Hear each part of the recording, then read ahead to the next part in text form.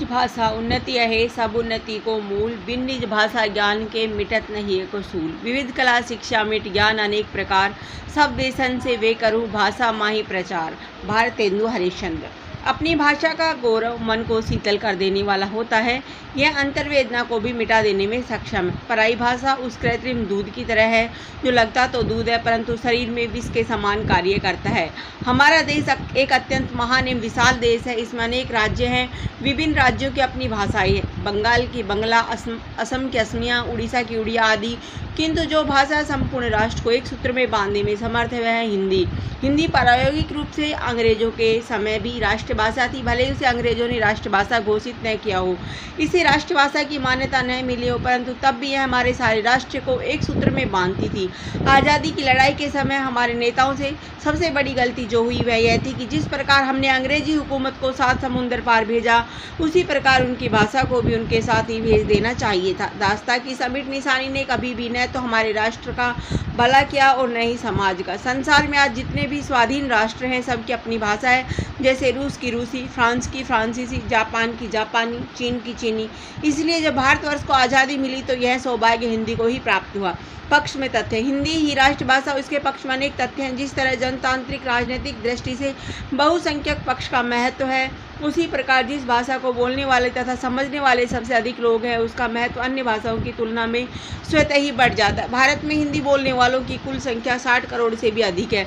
दूसरी बात यह है कि भारत में हिंदी बोलने एवं समझने वाले देश के एक कोने से दूसरे कोने तक है। देश के भी 60% लोग हिंदी के माध्यम से ही विचार विनिमय करते हैं। वाणिज्य, व्यापार, तीर्थाटन इत्यादि सभी कार्य हिंदी भाषा के माध्यम से चलाया जाता है। भारत के उत्तरी क्षेत्र का एक व्यक्ति जब भी तीर्थाटन करने दूर दक्षिण में स्थित रामेश्वर जाता है तो उसे अंग्रेजी की शरण नहीं लेनी पड़ती, उसका सारा काम हिंदी माध्यम से चल जाता है। वहाँ के पंडे, पुजारी एवं दुकानदार तो अच्छी हिंदी आसानी से बोल एवं समझ लेते हैं। वहाँ के कुलीन भी आसानी से हिंदी समझ एवं बोल लेते हैं। किसी दूसरी भाषा के साथ यह सुविधा नहीं है। भारत से बाहर Lanka, West Indies, Burma, British Guyana, Africa, Mauritius आदि में भी हिंदी की सहायता से काम चल जाता है। अतः स्वाभाविक रूप में हिंदी को यह गरिमा प्राप्त करने का अधिकार है। हिंदी के विकास में बाधा, यह एक अत्यंत दुखद तथ्य है कि भारतीय संस्कृति, भारतीय भाषाओं का सबसे अधिक विनाश राजनेताओं के कारण हुआ है। अपने निहित स्वार्थों के लिए आज राजनेताओं ने हिंदी के विकास को अवरुद्ध किया।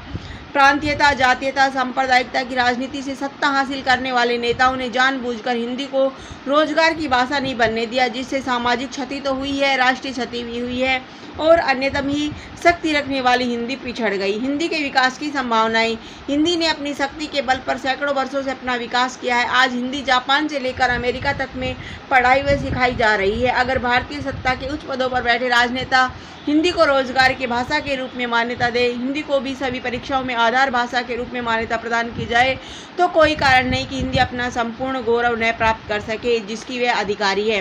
उपसंहार, यदि हम राष्ट्र के शुभचिंतक हैं तो चाहते हैं कि यह राष्ट्र अपने उत्कर्ष को प्राप्त करे तो हिंदी के विकास का मार्ग अपनाना ही होगा।